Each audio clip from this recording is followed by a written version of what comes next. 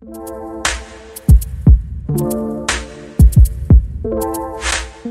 make sure it starts. All right. Welcome to the 4th episode of Dial It Up with Fawaz. I'm really excited about this one. We have Danny Iskander and we have Eric Hines. We actually have you in person. We'll talk about you being pissed off how I spell your name in a second, because it's important. We also have Eric Hines. You're both our co-founders of West Capital Lending. You guys have been part of the Rocket Pro TPO family. You're a partner of Rocket Pro TPO for the last, it's almost a year and a half now. I believe you guys started back in April 2021. That was your first loan that you guys originated. And I'm really excited to have you both. But before I go to you, Eric, I know that you're actually coming through via, where are you again, Eric, by the way? You're on vacation. I'm in Salt Lake City. We're on our drive to Yellowstone right now with the family. So I stopped up in Salt Lake City at a hotel to do this podcast with you guys. Well, awesome. We're so glad that you can join us. To you, you're pissed because I spell your name. So this is what happened before we get started. I never spells it right. So ever. Hey, I'm a boater. You know that, right? Like, here's how it works. Boat, America. So Danny to me is D-A-N-I.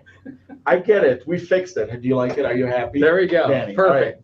Right. Perfect. D-A-N-N-Y. D-A-N-N-Y. How's the weather in Detroit? Are you happy? Well, you brought the weather with you. It's been amazing. It's been beautiful, blue sky. It's been great. So a lot different than winter, that's for sure. Yeah, awesome. I'm glad that's not winter, by the way. Eric, how's the weather down there where you're at? It's like 100 degrees out here. It's hot. Okay. And humid. Well, we got 80 degrees. We had an incredible morning. We're having an incredible afternoon. We're going to have dinner tonight. So enjoy your hot weather. We're having a good time here.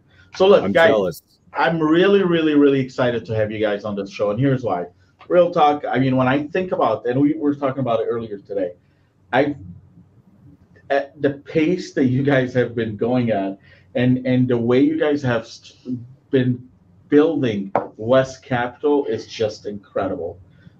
You started thinking about creating your own brokerage, becoming a broker in March of 2021, originated your first loan in April 2021.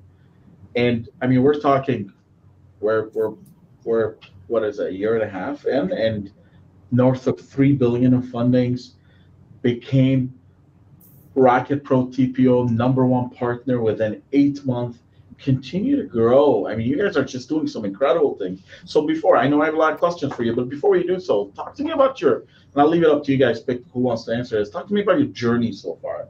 Are we having fun? I guess I'll take that.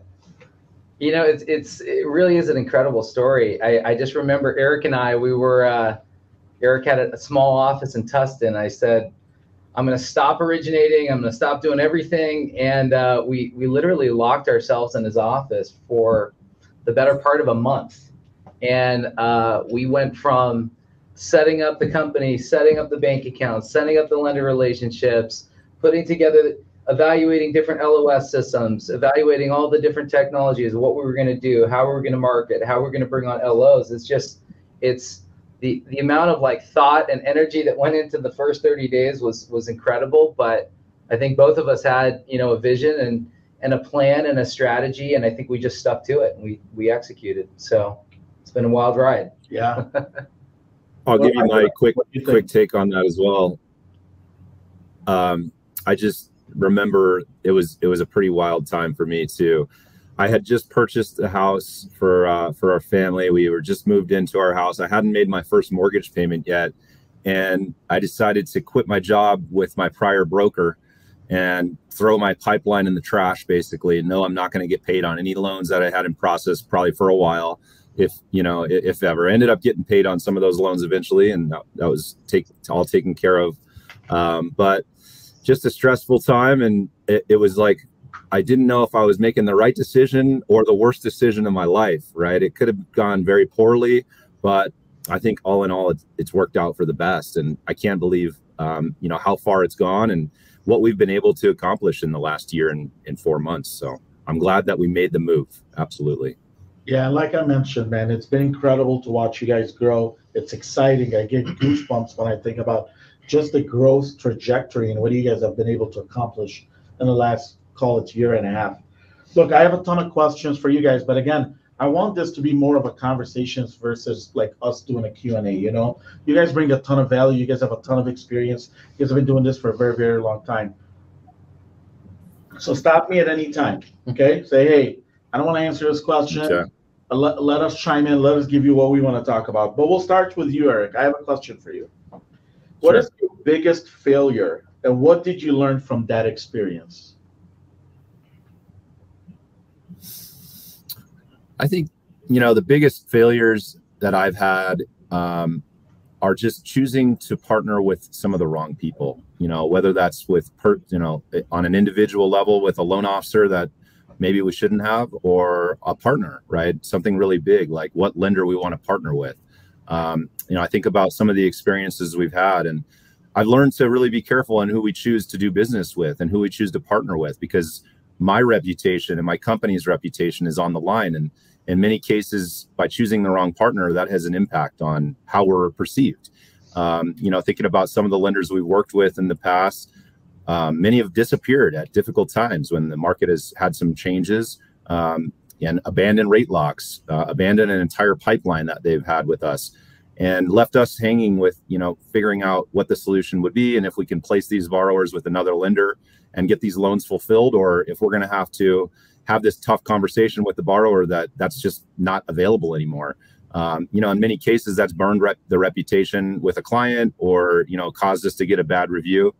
And it's just something that's not worth it, right? Overall, if we take it into consideration that some partners really have our back, and they're there for us through thick and thin, and if they obligate themselves to do something, they'll hold themselves accountable, whether that's underwriting, their rate locks, the products that they're offering. If you guys, like Rocket is the great example of that, right? You guys have been our number one partner. Close to 85% of our business as a company we've sent to Rocket. And, there's a reason for that, is that you guys have stand behind what you guys are offering. And, it's always been a positive experience for our borrowers. It's been a positive experience for our company, our employees, and our loan officers. And I think that partnership is it's, really launched us and propelled our growth. So my biggest mistake, I think, was being too lackadaisical with choosing all these different partners and wanting to work with everyone. Initially, breaking into the industry, my perception of what a mortgage broker does is I thought they found a home for every loan, right? That mentality of, we're going to find a home for every loan, whether they have terrible credit or low down payment or challenge situations. And I've changed my mindset a little bit. I think we want to be able to, of course, help everyone, but not to the extent that it's going to jeopardize our reputation, right? I want to only work with those that have the same values, and have hold the same priorities that West Capital has. I love it. And I'll tell you, when you were bringing up, like, making sure that you stand behind rate locks and funding loans, it gives me memories. Like, I go back to where COVID time. During COVID, we saw a ton of brokers, ton of lenders that stood on the sideline and they couldn't meet margin calls, and they just and they removed products off their, like, when I think about it, they're like a store, and they removed all their products off their shelf, and they weren't doing business. And this is by no means, like, I've never tried on this show to try to put a plug for Rocket, but within 34 days, we've brought at least 1,500 brokers at that time that wanted to do business with us because they wanted a home. They wanted someone to provide them that. And I'll tell you, this is one of my proudest moments for sure, being part of Rocket Pro TPO. Appreciate it. I do want to continue talking about I want to ask questions based on your experience, because I think it's so important for our viewers, our listeners, to just learn from you guys. So I want to go to you, Danny. Like, you've had a career. First of all, how long you've been in the mortgage industry? My first job in mortgage was in 2003 at Option One Mortgage, and I was a temp working in the servicing department. I was on my junior year in college, and it was an interesting time. But yeah, 2003 is when I got started. It's incredible, and I'm sure you've learned a lot, right? And I'm sure you've had some wins, and I'm sure you've had some things that you if you look back, you're like, I don't want to do this again, right? Like, what is the most important lesson you've learned over your career in the mortgage industry? I think, just thinking about, I think having the right mentality, the right mindset, that you're committed to this as a career and not something that is just more geared towards sales. I think a lot of people that get into this business, they get into it because they hear about the money. And when the money dries up, when things get tough, they quickly get out of the business. And I think one of the things that I've been committed to is I've stayed in this business the entire time.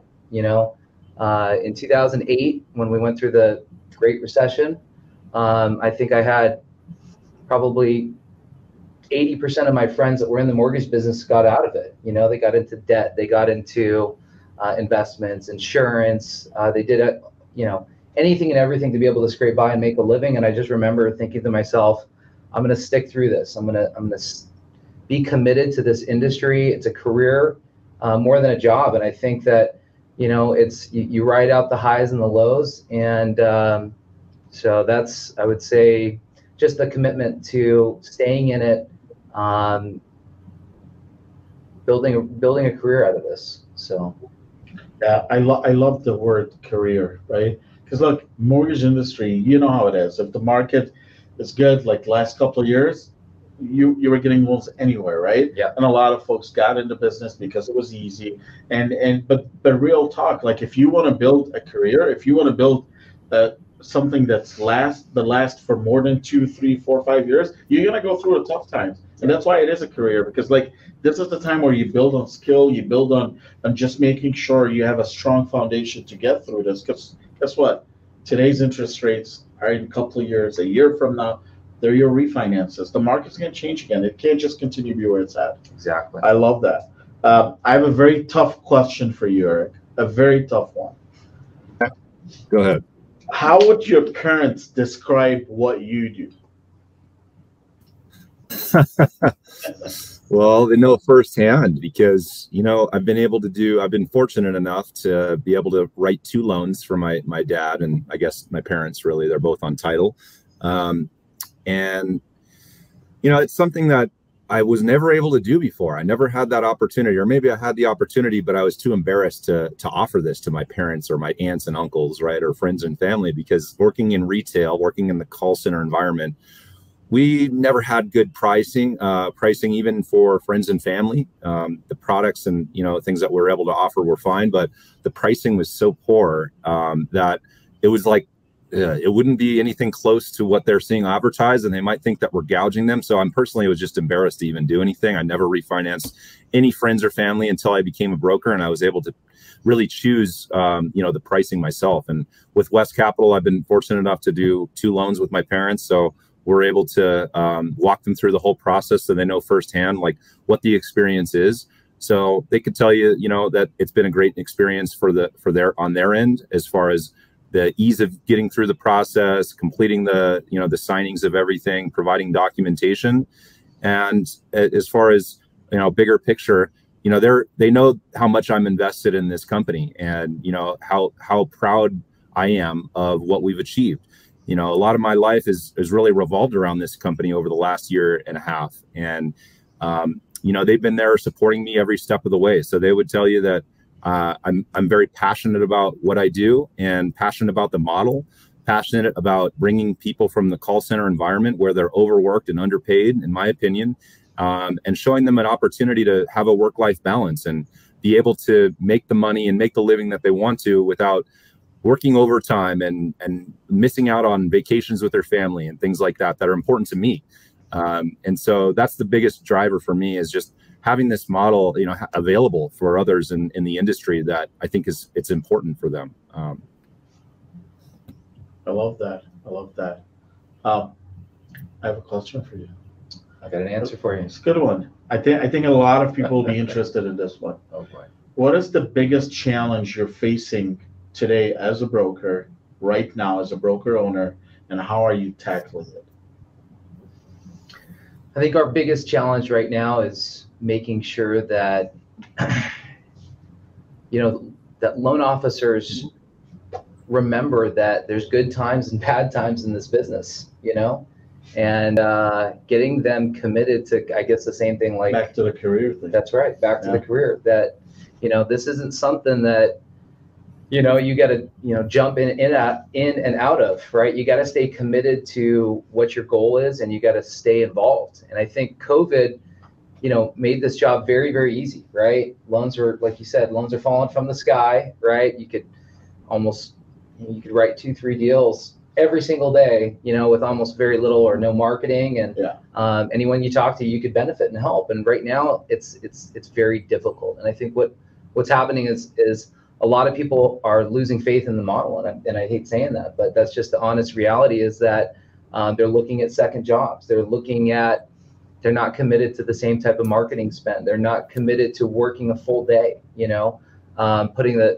the time, effort, and energy into building relationships and, creating their book of business, so that when the next cycle comes, that they're going to have a whole nother group of clients to be able to refinance. So I think that's probably our biggest challenge today as a business, is making sure people are involved, making sure that they're consistent, that they're committed to mortgage as a career, and focus on facing the challenges and dealing with the adversity and figuring out ways how to be able to come out on top. So yeah, look, this is good advice, and I'll tell you, man, look, it is a tough market, and we know that, right? But it's what you make of it, and how do you approach it, and there's opportunities everywhere. Even in this market, there's still opportunities. And I ask LOs all the time when I hear about, like, hey, it's challenging and I'm not making it and I want to figure this out. And I'm always asking, like, how many realtor offices did you visit today?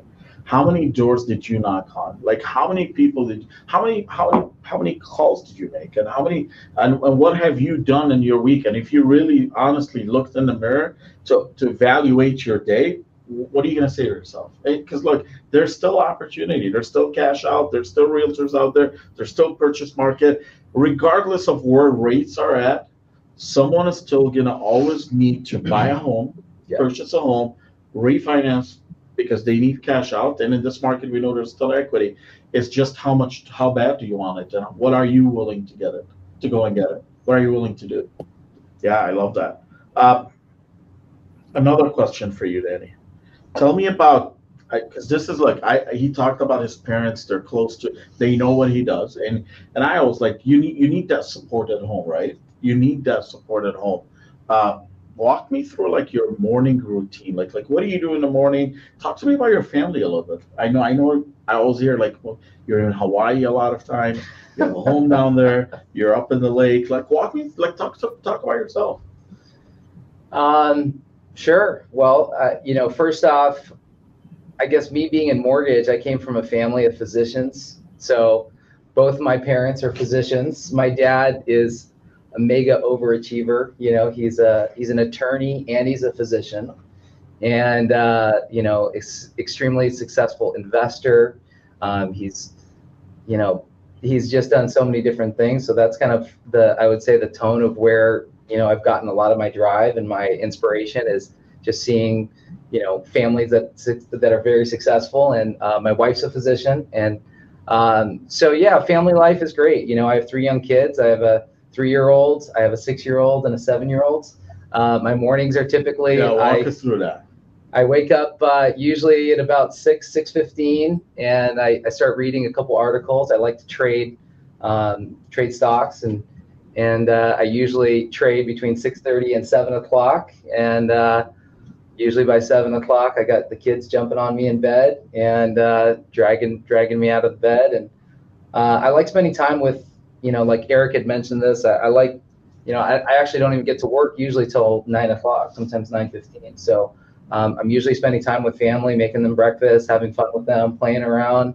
And I think family is just, that's my why. That's the most important thing for me overall. So being able to work hard, but yeah, we like to enjoy our time together. And I'd say most of my vacations or my time away from work, it's not really hanging out with friends unless they're friends with kids. So yeah, we like to go up to we go as a family or with other families up to Lake Arrowhead, and I love watching my kids learn how to water ski and wakeboard. We go up to Mammoth and watch them ski and snowboard and learning how to be able to do that. I'm just a big outdoors guy. I like to be able to kind of just take them and experience different things outside. You know, when you're in mortgage, right, you have long hours, you're in the office, you're in front of a screen. And so I think it's important to be able to just take some time to be able to do things with your family outside. So that's family life. Eric, I know you guys have a newborn, so I can only imagine what your morning routine looked like.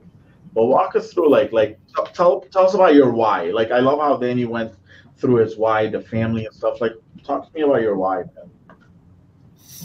Yeah, so my why is definitely the reason I'm doing my job and going to work every day is obviously family first, right? That's the most important driver of my career. But while I'm at the office, my why is in why I'm doing what I'm doing in my career is because I'm passionate about this model and the mortgages industry improving and, in my opinion, evolving to something that was not available when I was starting out in this industry. These type of models weren't out there. And so, you know, I think we've all kind of been through it. The employees and the loan officers that work with West Capital, we've experienced the call center. A lot of good things came from it. We were able to learn from high volume and high number of calls and high units. And there's really no replacement for that to be able to do what we do now. Now, on the other hand, there's a lot of things that I don't appreciate about the call center, having to work a lot of hours, you know, being reprimanded for taking a vacation in some cases. A lot of people went through something similar to that. And high pressure, and you know, some of the pricing that we had to offer was not the best. So there's no choice when you're locked down with one lender at a direct lender. You only have that specific set of products and the pricing that they want to offer. So there was something to be desired. There's a lot to be desired, in my opinion. And so, you know, my why we're going down this road is that we want to be, we want to make this opportunity available for others, right? Others in the industry that have earned their stripes, that have paid their dues. They've learned the difficult parts of the industry through the call center in most cases, and they've got the experience and they've got the savings to be able to do this on their own and do it independently. So, you know, the biggest thing for me is that I want to be able to offer a platform that allows us all to operate independently and thrive in business as independent originators with options for our borrowers and the best pricing and the best service and delivery of our you know, loans that we're offering. That's the most important thing to me that keeps me going. You mentioned you love this model, and I love this model. I mean, I grew up on the retail side, but I've been part of the wholesale side of the broker channel for the last 5-6 years. And I'll tell you, I love this model. I love the relationship building. I love that it's not transactional. It's not like, hey, you talk to someone, you do a loan, and then that's about it, and maybe you follow up with 6 months or a year. This is, you have conversations every single day. You get to talk to the same people multiple times, and I love this model. But look, there's a lot of like myth about this model. Like what, in your opinion, like what is one common myth about being a mortgage broker that's out there, Eric? Well, within the industry, I mean, I guess there's different perceptions of myths about what a mortgage broker does. So within the industry, right, if we're talking about what others in the industry think, I think that perception was always that brokers are mom and pop shops, you know, that focus on referral business and do 1 or 2 loans a month. And so, you know, I think that has been true up until probably 3 or 4 years ago. And that started to change when some of these models similar to WestCap hit the market. You know, we redesigned that whole process. In my opinion, we tried to marry the call center mentality of doing high units with the flexibility and choice of different products and, you know, the pricing that was stronger on the broker side and the ability to make a better living with less time. And so, you know, I think that's really changed recently in the last couple of years. You know, if you were working with WestCap, you had a completely different opportunity. We don't really promote the mom and pop style of just doing referral business and doing 1 or 2 loans a month. We want to figure out how to mimic the same production that we've had in the call center with doing, you know, in many cases, 15, 20, There's some loan officers that work for us that have done over 50 or 60 loans in a month, right? Consistently throughout the entire year. And so in my opinion, there's no reason that we can't do the same thing as a broker, right? There's a lot of additional hats that we have to wear being a broker, right? We have to figure out marketing. We have to figure out how to do licensing. There's a lot more that you take on as a broker, a lot more roles that you'll take on. But if we can solve for a lot of that stuff and support our loan officers and help them figure out the most efficient way to get through those different challenges, I think we can mimic the same kind of production or very close to it that we were doing in the call center. So I think that's been the biggest myth that I think it was true, and now it's changed and no longer the case. I love that. Danny, with a Y. I want to make sure I keep reminding myself every time I see Danny, I think of I. Tell me about like I'm sure, like, look, man, we all have people that that were influential in our life. Like give me like someone that played a crucial part of your life, someone that was influential in your life, and why? Like what kind of impact have they had on you? Well, I think probably the most influential person is my dad, you know, and I mentioned him earlier. I think someone that is committed to just being successful and committed to the same thing and putting in the hard work, right? I think that there's probably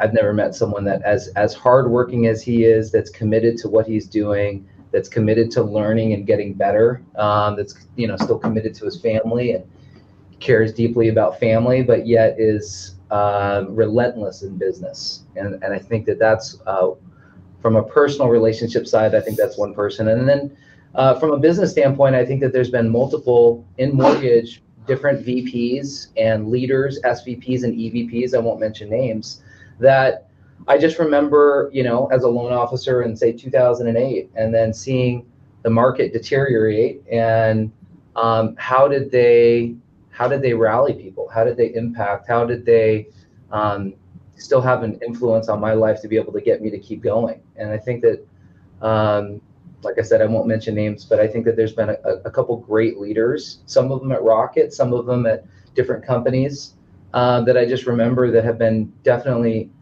influential and left a lasting impression, where I can remember meetings and conversations with them 10, 15 years ago, down to exactly what they said and how they motivated me and inspired me during difficult times to be able to stay committed to what I was doing. And so, yeah. You mentioned your dad, and you mentioned like, hey, how hard he works, and it's all about hard work. And I'll tell you, a lot of people, and I'm probably speaking to my kids, by the way, like there's a lot of folks that want to accomplish so much in life, but they're not willing to put the work in. So I always tell my kids, like, hey, if you want to do 1, 2, 3, put it on a board and go after it. And the harder you work, the easier it becomes, and the easier it will be.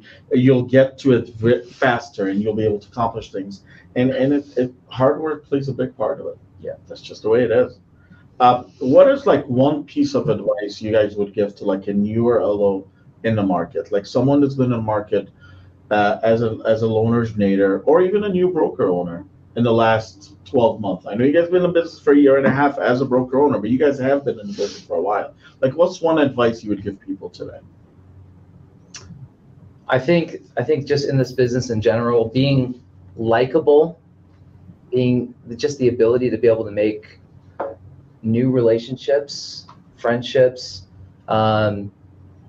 caring about, just I would say a general trait, caring about what's important to that client or to that person. I think, if you're new into this business, you might not know every mortgage product, you might not be a financial guru, you might not understand guidelines, right? But what you don't know from an experience or a product knowledge, you can make up for in how much you care, right? How much you show attention to that client, and letting them know that you care, and that you're going to do your best, and that you're going to try to put them in a better position.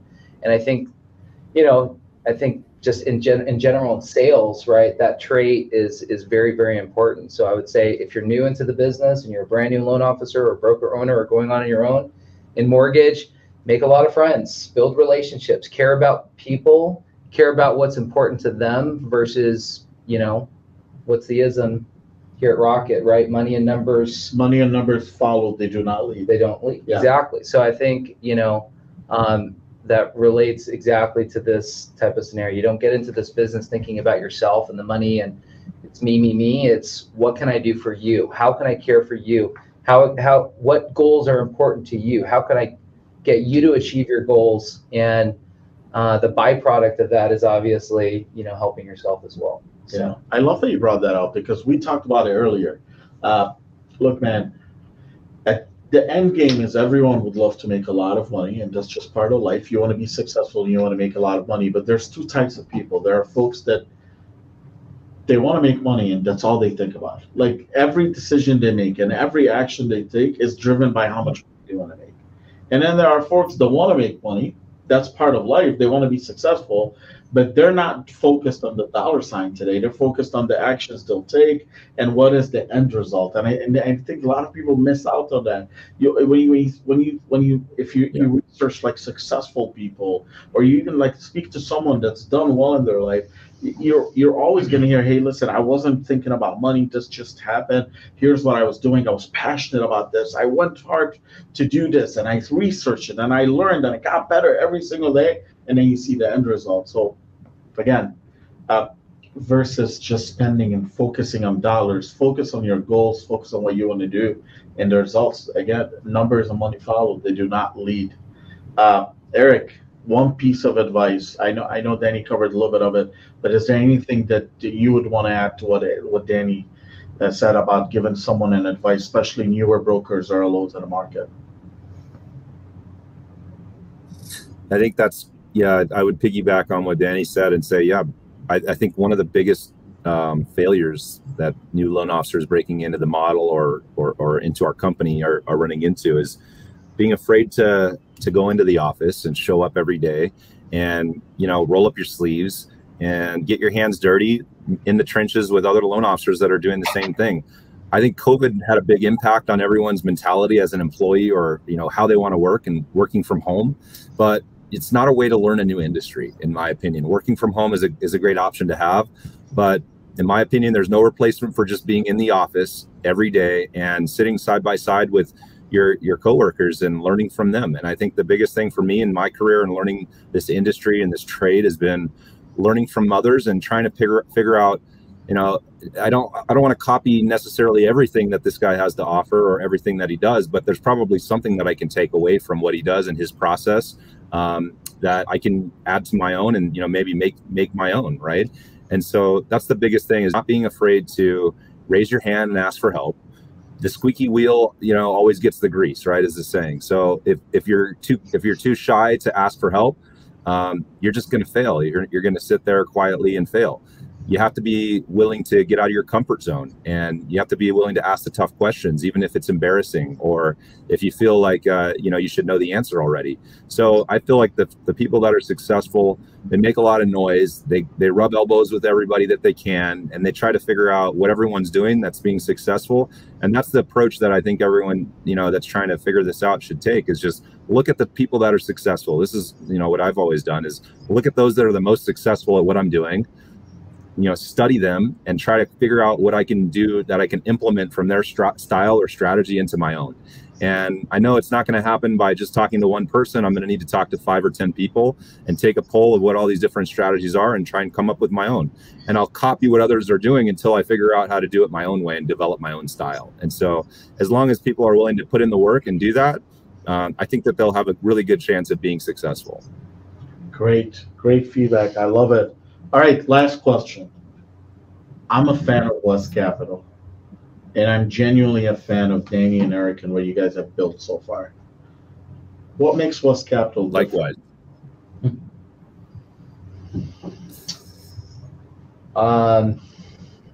You know, I think, again, it comes from, first off, Eric and I, we have a great business relationship. We see eye to eye on what our vision is for the platform and for the company. And I think first of us being united and having two people focused on building the company, I think is very, very important. And I think the difference is the collaboration and the people. I think that the people that we have, many of them we've worked with at various companies for the last, I should even say, for almost my entire career, we have a personal vested relationship in each other. I think they care about, many of our employees or originators care about us more than broker owners. They care about us as people, and our business and our family, and we care about them and their business and their family and their relationship. And I think that that's a little bit different than other companies. We collaborate together, we share information together, we feel like we're in this battle of the ups and downs of mortgage together. And I think that that's a little bit different than just the dollars and cents and you're a number that can happen in other companies. So I love it. What about you, Eric? Yeah, I was gonna say, I think Danny nailed it on the head, right? Danny and I don't really have a big ego in the mix here. I think that's a lot of times that can be an issue. So we try to put our loan officers and their families and them first, right? And our customers first. So that's a big part of it. And then the collaboration is my other big thing. And I know Danny touched on it, but I'll just add to that I've worked at another broker shop, and and although I love them for the opportunity, I felt like, and also the other competitors in our space and the broker side of the business that have larger shops than us, it's typically every man on an island, and they don't have a lot of collaboration. They don't understand what other branches are doing from a marketing standpoint, from an ops standpoint, from a processing, department standpoint. And so having the ability, and forcing it even in many cases, a lot of times it's not something that everyone wants to share, right? A lot of loan officers are protective, and that's for rightfully so. If you share your marketing strategy or whatever's working for you, a lot of times what people are thinking is that it will be diluted and they might lose that opportunity, or it could be watered down. But for Danny and I, it's super important to be able to provide this platform that we collaborate and we share what everyone's doing, so that we don't have to learn it all on our own, and learn from scratch. And we can be more efficient in the process of figuring out what strategies we want to implement and what's working as the market's changing, for example, right? As say, for example, in the last 3 or 4 months, as the market's really changed, everyone's had to adapt and figure out a different strategy. We've all had to throw what we've been doing for the last couple of years to the wayside and reinvent ourselves. And so without having the ability to collaborate, that process is going to take a lot longer. If everyone is on their island and they don't communicate, they don't have meetings, they never talk to each other, there's no type of shared metrics and production statistics that are available for the other loan officers and managers to view and share with their teams, it takes a lot longer to figure out what's working in a changing and rapidly I would say deteriorating market for us, right? With mortgage refinance applications being down over 80%, it's been a huge hit, and we've all been kind of set back a little bit with this market. And so I think that's been the biggest thing that's been different about West Capital, is that we share what's working, and we try to make that information available for everyone, so that everyone feels supported and they don't feel like they're on an island. They have someone that they can go to if they want to strategize, right? It's not just a every man for themselves free for all. I think that we do a lot better job. Maybe we can do a lot better, of course, but I think we do make a good effort at helping each other and supporting each other. Yeah, when I think about West Capital, I think about you too. I think about passion and care, for real. Like when I have conversation with you guys, it's always about your people. Like, hey, what are we gonna do for these guys? What can we do here? I mean, today we have 30 or 25 of your salespeople down here, and it shows that you guys care, and I love that. I'm actually looking at the screen, and I don't know if you can read that quote. We have a Dan Gilbert quote behind us. It says, "When you love what you do, there's no such thing as work." And when I think about you too, I know how much you guys love this model, how much you guys love this broker model, and I appreciate you guys. Eric, I hope you enjoy your vacation with your family. Appreciate you joining us. Thank you. Danny, it's been fun today. I know we had a couple of meetings, but we had a good time. And I promise you, I will not. I have to change your name, by the way, on my phone because it's also. That's what it is. It's no why. I don't know why, but that's just the way it is. But I appreciate you guys. Thanks for joining me, and hope you guys. All right. Thank you. Let's dial it up. All right.